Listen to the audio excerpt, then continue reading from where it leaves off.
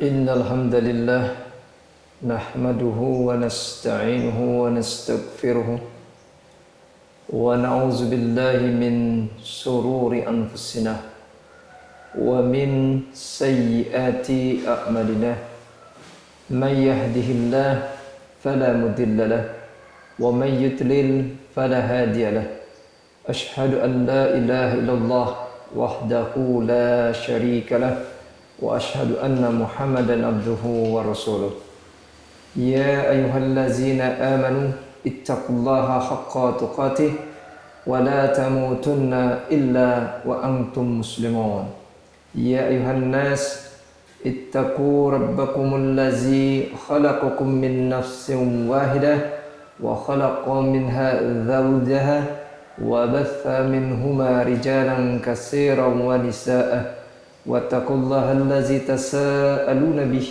والأرحام إن الله كان عليكم رقيبا يا أيها الذين آمنوا اتقوا الله وقولوا قولا سديدا يصلح لكم أعمالكم ويغفر لكم ذنوبكم ومن يطع الله ورسوله فقد فاز فوزا عظيما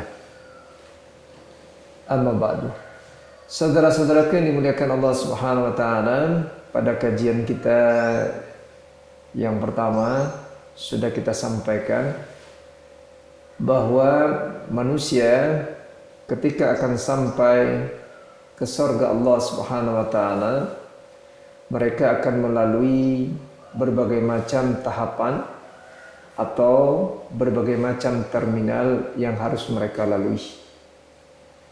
Sebagaimana Allah Subhanahu wa taala sendiri telah mengingatkan di dalam Al-Qur'an, di dalam surat Al-Insyiqaq ayat ke-18, Allah Subhanahu wa taala berfirman, A'udzubillahi samiil alim minasyaitonir rajim.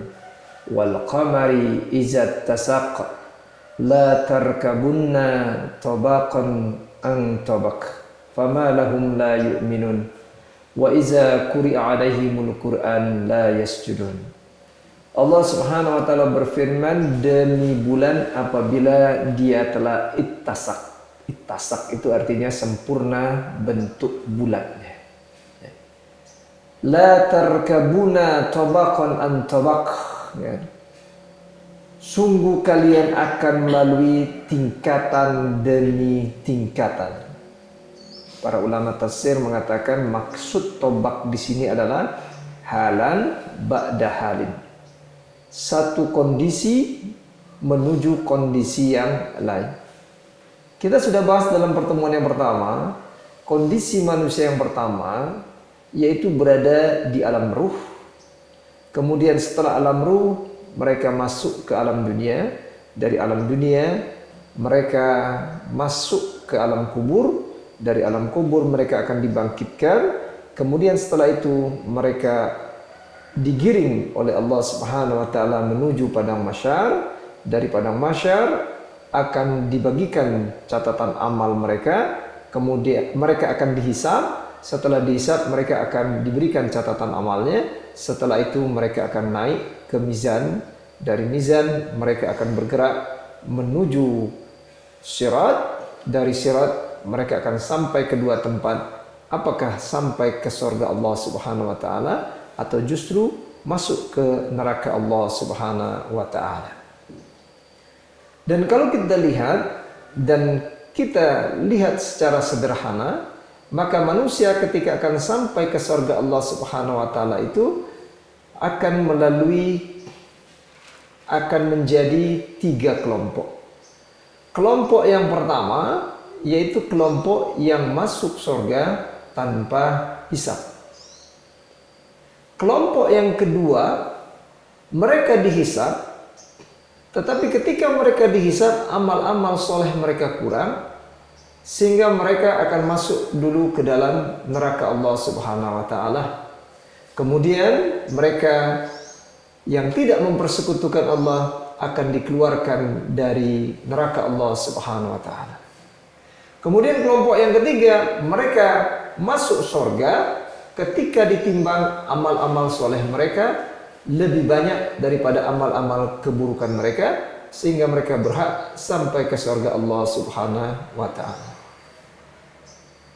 Ayat Al-Quran yang menjelaskan perihal mereka ini bisa kita baca di dalam Al-Quran, di dalam surat Fatir ayat yang ke-32. Insya Allah bisa kita bacakan. Allah Subhanahu wa taala berfirman, A'udzubillahi samil alim minasyaitonir rajim. Summa awrasnal kitabal ladzina istafaina min ibadina faminhum zalimun linafsihi wa minhum muqtasid wa minhum sabiqun bil khairati biiznillah. Dzalika huwal fadlul kabir. Allah Subhanahu wa taala berfirman, kemudian kitab itu kami wariskan kepada orang-orang yang kami pilih di antara hamba-hamba kami. Lalu di antara hamba-hamba kami itu ada yang menganiaya diri-diri mereka sendiri. Kemudian ada mereka yang berada di pertengahan. Dan kemudian ada di antara mereka yang lebih cepat berbuat kebaikan dengan izin Allah Subhanahu wa taala. Yang demikian itu adalah karunia yang amat besar. Mari kita lihat tafsir dari ayat ini. Allah Subhanahu wa taala berfirman, yaqulu ta'ala, summa ja'alna qa'imina bil kitabil azimi al musaddiqu lima baina yadayhi minal kutubi allazina istafaina min ibadina wa hum hazihil ummatu summa qasamullahu ila thalathati anwa'in. Allah Subhanahu wa taala berfirman, kemudian kami jadikan orang-orang yang mengamalkan kitab yang besar, yang membenarkan kitab-kitab sebelumnya adalah orang-orang yang kami pilih di antara hamba-hamba kami. Siapa hamba-hamba kami? Wahum hazi ummah. Mereka adalah umat dari Muhammad sallallahu alaihi wasallam. Summa qassamahum ila thalathati anwa'in. Kemudian mereka terbagi menjadi 3 golongan. Faqala, untuk itulah Allah Subhanahu wa taala berfirman, kelompok yang pertama, faminhum zalimun linafsih. Kelompok yang pertama, mereka yang menganiaya diri mereka sendiri. Siapa mereka? Dijelaskan oleh ulama tafsir, ya. Wa huwa al-mufarritu fi fi'lil ba'dil wajibati al-murtakibu li ba'dil muharramati.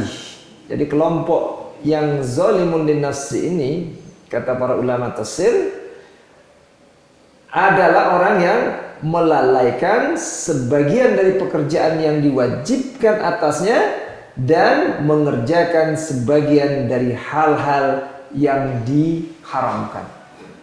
Itu yang zalimun li nafsih. Kemudian kelompok yang kedua, wa minhum muqtasidun. Dan di antara mereka ada yang pertengahan, muqtasid. Siapa mereka? Wa huwa al-muaddi lil wajibati at-tariku lil muharramati wa qad yatruku ba'dal mustahabati wa yaf'alu ba'dal makruhati. Dia adalah orang yang menunaikan hal-hal yang diwajibkan atas dirinya dan meninggalkan hal-hal yang diharamkan, tetapi ada kalanya dia meninggalkan sebagian dari hal-hal yang disunatkan dan mengerjakan sebagian hal-hal yang dimakruhkan. Yang berikutnya, wa minhum sabiqum bil khairati biiznillah. Dan di antara mereka itu ada yang lebih cepat berbuat kebaikan dengan izin Allah. Siapa mereka? Wa huwa al-fa'ilu lil wajibati al-mustahabbati at-tariku lil muharramati wal makruhati wa ba'dal mubahati. Dia adalah orang yang mengerjakan semua wajiban dan juga hal-hal yang disunatkan, juga meninggalkan semua hal yang diharamkan, yang dimakruhkan, dan sebagian hal yang diperbolehkan oleh Allah Subhanahu wa taala. Kemudian waqala Ali bin Abi Talhata an Ibnu Abbas fi qawlihi summa awrasnal kitabal ladzina istafaina min ibadina.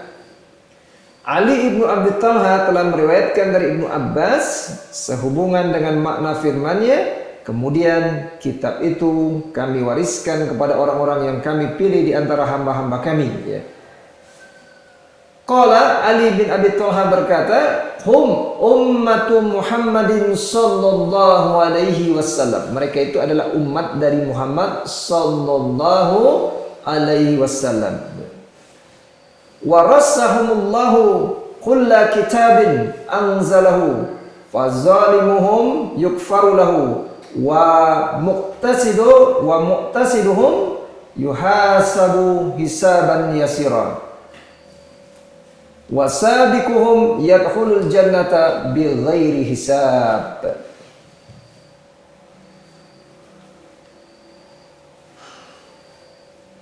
Bahwa mereka adalah umat dari Muhammad sallallahu alaihi wasallam.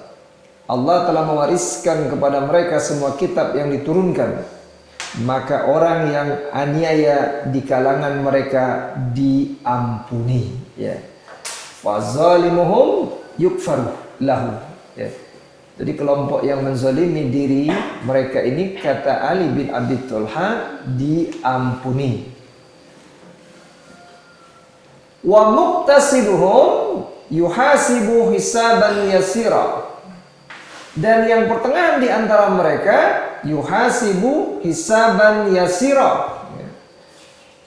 Mereka dihisab dengan hisab yang ringan. Wasabiquhum yadkhulul jannata bighairi hisabin.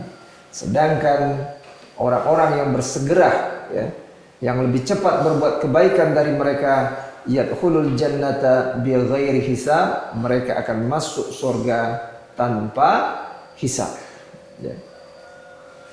Kemudian mari kita lihat hadis yang lain untuk menjelaskan bahwa umat Muhammad ini akan masuk ke dalam surga itu melalui 3 cara. Cara yang pertama dihisab, cara yang kedua tanpa hisab.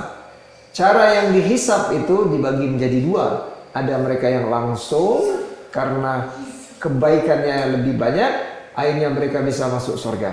Sedangkan kelompok yang kedua karena kebaikan mereka kurang, akhirnya mereka harus masuk dulu ke dalam neraka, dan dari neraka mereka akan dikeluarkan oleh Allah Subhanahu wa taala dengan syafaat dari Nabi kita Muhammad sallallahu alaihi wasallam, dan ini akan kita bacakan dalilnya.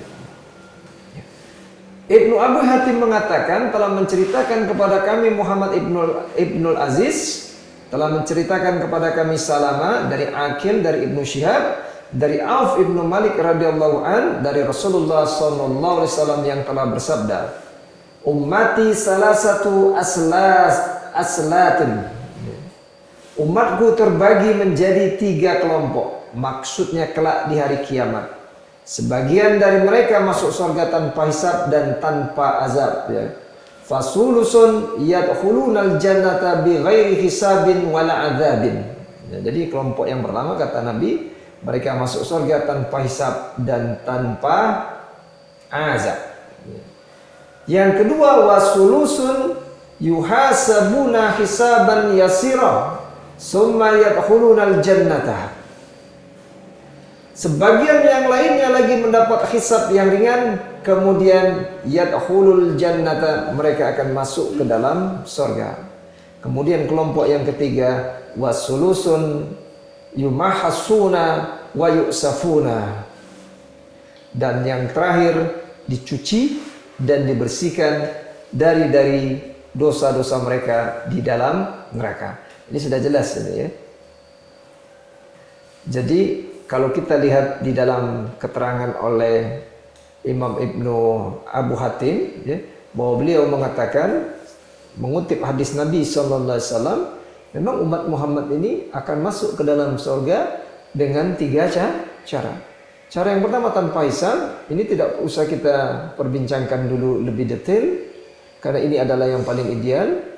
Mudah-mudahan Allah Subhanahu wa taala memberikan anugerahnya kepada siapa saja yang dikehendakinya untuk masuk surga tanpa hisab. Kemudian yang kedua, ini mungkin yang kebanyakan dari umat Muhammad, mereka akan ditimbang oleh Allah Subhanahu wa taala. Nah, ketika mereka ditimbang, ada mereka yang selamat, berhak untuk masuk surga karena kebaikan banyak mereka lakukan, dan kelompok kedua adalah mereka yang kurang amal-amal soleh mereka, maka mereka harus sampai dulu ke neraka Allah Subhanahu wa taala, kemudian barulah mereka dicuci dan dibersihkan, kemudian mereka dikeluarkan dengan syafaat Nabi sallallahu alaihi wasallam sehingga mereka bisa keluar dari neraka, kemudian mereka akan sampai ke surga Allah Subhanahu wa taala. Mari kita lihat hadisnya. Yang lain, hadis yang diriwayatkan oleh Imam Bukhari.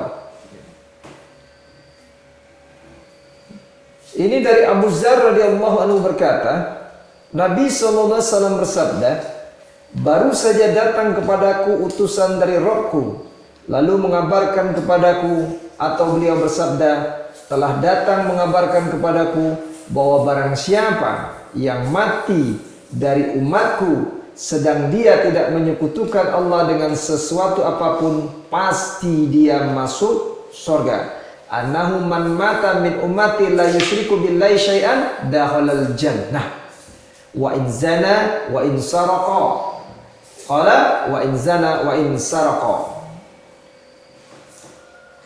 Aku tanyakan, sekalipun dia berzina, sekalipun dia mencuri, wahai Rasul? Beliau menjawab, ya, sekalipun dia berzina, sekalipun dia mencuri. Perhatikan saudaraku yang dimuliakan Allah Subhanahu wa taala, ketika dia melakukan dosa-dosa besar di dalam kehidupan dunia seperti mencuri, seperti berzina atau hal-hal yang lain, tetapi ketika dia mati tidak mempersekutukan Allah Subhanahu wa taala, maka dia berhak untuk sampai ke surga Allah Subhanahu wa taala, dengan catatan ketika dia mati dia tidak mempersekutukan Allah Subhanahu wa taala, karena Nabi sallallahu alaihi wasallam bersabda, "Man mata min ummati la yusyriku billahi syai'an dakhalal jannah."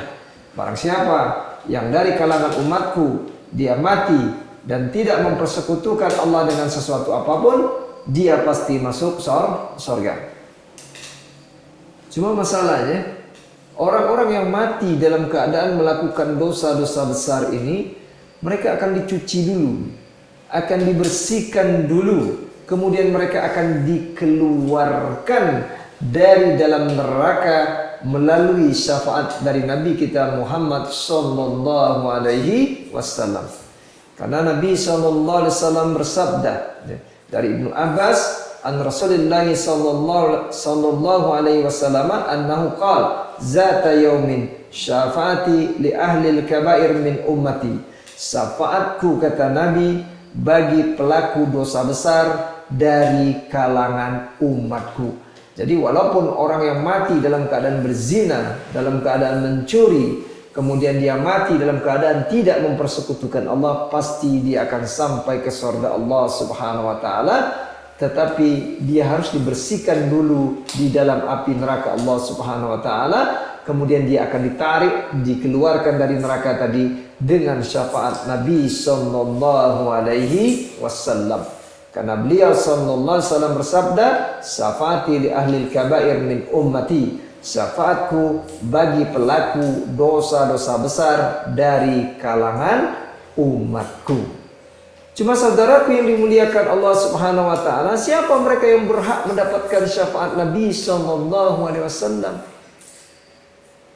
Sebagaimana hadis tadi, kalau dia mati tidak mempersekutukan Allah, dia akan keluar dari neraka Allah Subhanahu wa taala dengan menggunakan kenikmatan dari Allah berikan, yaitu berupa syafaat Nabi sallallahu alaihi wasallam. Sebagaimana Nabi juga mengingatkan siapa mereka yang berhak mendapatkan syafaatku nanti di yaumil kiamat, bahwa beliau sallallahu alaihi wasallam bersabda, sesungguhnya syafaatku pada hari kiamat adalah untuk para pelaku dosa besar dari umatku. Kemudian dijelaskan dalam hadis yang lain, Siapa mereka yang boleh mendapatkan syafaatku tadi? Yaitu mereka yang mati dalam keadaan tidak menyekutukan Allah Subhanahu wa taala. Jadi kita akan mendapatkan syafaat Nabi dengan syarat, dengan ketentuan, yaitu tidak mempersekutukan Allah Subhanahu wa taala, sebagaimana yang diriwayatkan oleh Imam Ahmad bahwa Nabi SAW bersabda di dalam hadisnya yang mulia, bahwa Nabi SAW bersabda, aku diberi 5 hal yang tidak pernah diberikan kepada seorang Nabi pun sebelumku, dan aku mengatakannya bukan karena membanggakan. Aku diutus kepada semua manusia, yang berkulit merah, yang berkulit hitam. Aku ditolong dengan rasa takut pada musuh dari jarak perjalanan 1 bulan. Dihalalkan harta rampasan perang bagiku yang tidak pernah dihalalkan bagi orang-orang pun sebelumku. Bumi tanah dijadikan sebagai masjid tempat sujud dan alat bersuci bagiku, dan aku diberi hak untuk memberikan syafaat. Ya, perhatikan ini ya. Wa utitus syafaat. Aku diberikan hak untuk memberikan syafaat. Fa akhartuha. Kemudian aku akhirkan syafaat tadi li ummati, bagi umatku. Siapa umatku yang berhak mendapatkan syafaatku? Fahiya liman la yusyriku billahi syai'an. Mereka yang tidak mempersekutukan Allah dengan sesuatu apapun. Inilah yang perlu kita ketahui, saudara-saudaraku yang dimuliakan Allah Subhanahu wa taala. Di dalam kehidupan kita bisa jadi hawa nafsu kita begitu mendominasi diri-diri kita, sehingga kita melakukan perbuatan-perbuatan yang tidak diinginkan oleh Allah Subhanahu wa taala. Jadilah kita orang-orang yang menzalimi diri kita, atau tidak kita jadi orang-orang yang muqtasid, yang berada di dalam pertengahan. Tetapi kalau kita meninggal dunia, sekali lagi tidak menyekutukan Allah Subhanahu wa taala, maka insya Allah kita akan berhak mendapatkan syafaat Nabi kita Muhammad sallallahu alaihi wasallam.